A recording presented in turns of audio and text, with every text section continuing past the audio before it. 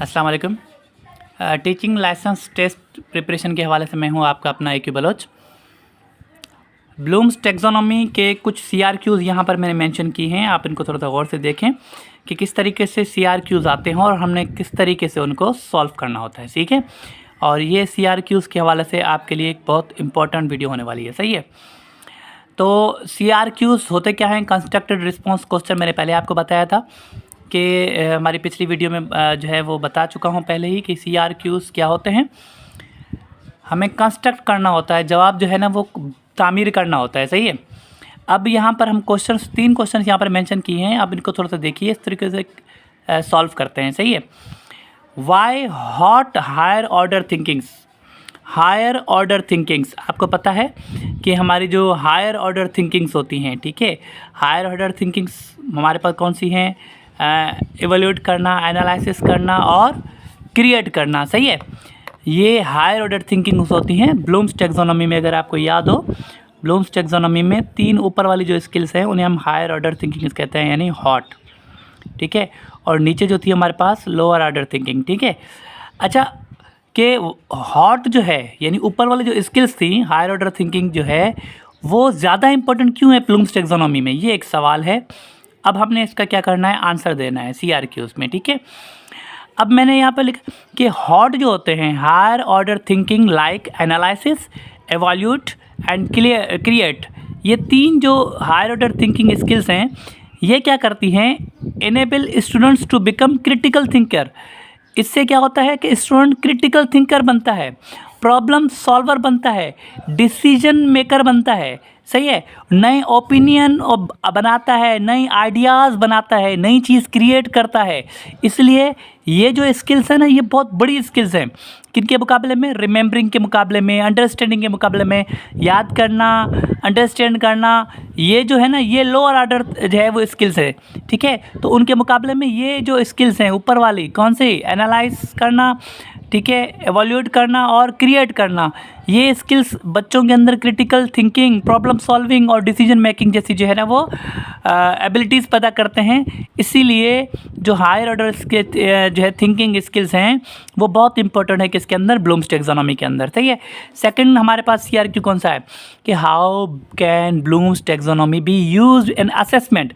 बहुत ही important question है कि असेसमेंट में इसका बड़ा किरदार होता है, किसका? ब्लूम्स टेक्सोनॉमी का। तो किस तरीके से जो है ना वो ब्लूम्स टेक्सोनॉमी में असेसमेंट में किस तरीके से हेल्प करती है, ठीक है। तो ब्लूम्स टेक्सोनॉमी जो है ना वो टीचर की हेल्प करती है कि टीचर जो है ना वो मेयर कर सके डिफरेंट लेवल्स ऑफ लर्निंग, कि भाई बच्चा की लर्निंग किस लेवल पर हो रही है। क्या बच्चा रिमेंबरिंग के लेवल पर है? क्या बच्चा अंडरस्टैंडिंग के लेवल पर है? क्या वो एनालाइज के लेवल पर है? क्या इवैल्यूएट के लेवल पर है? क्या वो बच्चा क्रिएटिविटी के लेवल पर है? हम बच्चों की क्रिएटिविटी चेक करना चाहते हैं तो हायर ऑर्डर स्किल्स पर हम देखेंगे, ठीक है। और रिमेंबरिंग है तो सबसे लास्ट वाली में यहाँ पर रिमेंबरिंग में देखेंगे, ठीक। इससे ये होता है कि अगर हम बच्चों को याद करना चेक करते हैं तो रिमेंबरिंग वाले लेवल पर, तो हमारी जो असेसमेंट होगी, हम जो जायज़ा लेंगे, हम जो टेस्ट बनाएंगे वो किस लेवल पर होंगे? रिमेंबरिंग लेवल पर, ठीक है। अंडरस्टैंडिंग लेवल पर हम क्वेश्चनिंग बना सकते हैं, हम बच्चों को असेस कर सकते हैं अंडरस्टैंडिंग वाले लेवल पर, क्रिएटिविटी वाले लेवल पर भी बच्चों को असेस कर सकते हैं। तो हमारा जो असेसमेंट का पूरा निज़ाम है, वो पूरा निज़ाम जो है ना वो ब्लूम्स टेक्सोनॉमी पर डिपेंड करता है, सही है। अच्छा, मिसाल के तौर पर जैसे कि हम MCQs करते हैं, MCQs बनाते हैं बच्चे के लिए, तो MCQs से बच्चे की रिमेंबरिंग चेक हो सकती है, बच्चे की अंडरस्टैंडिंग चेक हो सकती है। लेकिन अगर हम बच्चों को प्रोजेक्ट दे रहे हैं, प्रेजेंटेशन दे रहे हैं, कोई साइंस प्रोजेक्ट्स दिया हमने, बच्चे को प्रेजेंटेशन दी, उससे हम क्या चेक कर रहे हैं? बच्चे की एनालिसिस और क्रिएटिविटी चेक कर रहे हैं। तो मतलब हमारे जो सवाल हैं, हमारी जो असेसमेंट है वो ये चेक करने के लिए कि बच्चा रिमेंबरिंग कर रहा है, अंडरस्टैंडिंग कर रहा है, या एनालाइज कर रहा है, क्रिएटिव कर रहा है, क्या कर रहा है। तो उसके हिसाब से ही हमने असेस करना है, उसी हिसाब से हमने बच्चे का पेपर डिज़ाइन करना है, उसी हिसाब से हमने बच्चे की असेसमेंट लेनी है। वो मुख्तलिफ़ तरीक़ों से हो सकती है, पूछना, डिस्कस करना, प्रेजेंटेशन, ये सारी चीज़ें अपन ने पीछे पढ़ी हैं, असेसमेंट की टाइप्स में पढ़ा है। तो कहने का मकसद ये है कि ब्लूम्स टैक्सोनॉमी जो है ना वो असेसमेंट के लिए बहुत ज़रूरी है, ताकि असेसमेंट के हम बच्चों का क्या चेक करना चाह रहे हैं, किस तरीके से हम चेक कर सकते हैं, बच्चे की रिमेंबरिंग किस तरीके से चेक कर सकते हैं, बच्चे का अंडरस्टैंडिंग लेवल किस जो है वो कैसे चेक कर सकते हैं, इसके लिए हमें जो है ना वो ब्लूम्स टैक्सोनॉमी बड़ी हेल्प करती है। अच्छा, थर्ड हमारे पास है why Bloom's taxonomy is important in education. भाई एजुकेशन में जब भी हम एजुकेशन में आते हैं, हमारा एजुकेशन डिपार्टमेंट में ब्लूम्स टैक्सोनॉमी का जिक्र बहुत आता है कि भाई क्यों ये ज़रूरी है एजुकेशन में। क्यों? बहुत ही ईजी सवाल है, ठीक है। क्योंकि ब्लूम्स टैक्सोनॉमी हेल्प करती है टीचर को लेसन प्लान बनाने में। टीचर अपना लेसन प्लान ब्लूम्स टैक्सोनॉमी को देखकर बनाता है। टीचर जो है ना वो क्या करता है, अपने आउटकम सेट करता है, यानी SLO सेट करता है, किसको मद्देनज़र रखते हुए, ब्लूम्स टैक्सोनॉमी को मद्देनज़र रखते हुए। इसके अलावा टीचर जो है ना वो असेस करता है सही तरीके से ब्लूम्स टैक्सोनॉमी को इस्तेमाल करते हुए, ठीक है। इससे यानी जो टीचर है वो प्लान अच्छा कर सकता है, टीचर जो है आउटकम सेट कर सकता है, टीचर जो है वो स्टूडेंट्स को असेस सही तरीके से कर सकता है।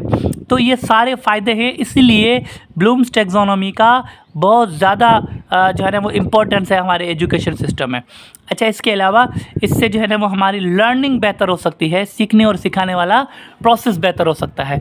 तो ये होते हैं, इस टाइप के होते हैं हमारे पास CRQs कि एक क्वेश्चन आया, आपने 2-3 लाइनों में, 4 लाइनों में जो है ना उसका जवाब देना होता है। सही है, ज़्यादा डिटेल में हम नहीं लिखेंगे, हमारे ये लॉन्ग क्वेश्चंस नहीं है, हमारी ये एक्सटेंडेड रिस्पॉन्स क्वेश्चन नहीं है, ये हमारे CRQs है, हमने टू द पॉइंट बात करनी होती है, ठीक है। इस तरीके के CRQs आते हैं पेपर में और हमने इसी तरीके से इनका जवाब देना होता है। मेरे ख्याल से ब्लूम्स टैक्सोनॉमी के हवाले से ये 3 CRQs मैंने आपको दिए हैं। मज़ीद जो है ना वो आपको ग्रुप में, व्हाट्सएप ग्रुप में जो है ना वो टेस्ट लिए जाएंगे, जितने भी टॉपिक्स हमने पढ़े हैं उनके जो है वो CRQs दिए जाएंगे, वो आपको दिए जाएंगे ताकि आप उनको जो है ना वो सॉल्व करके जो है ना वो हमें सबमिट कराएं, ठीक है। तो मेरे ख्याल से आज का ये टॉपिक क्लियर हो गया आपको। तब तक के लिए अल्लाह हाफ़िज़।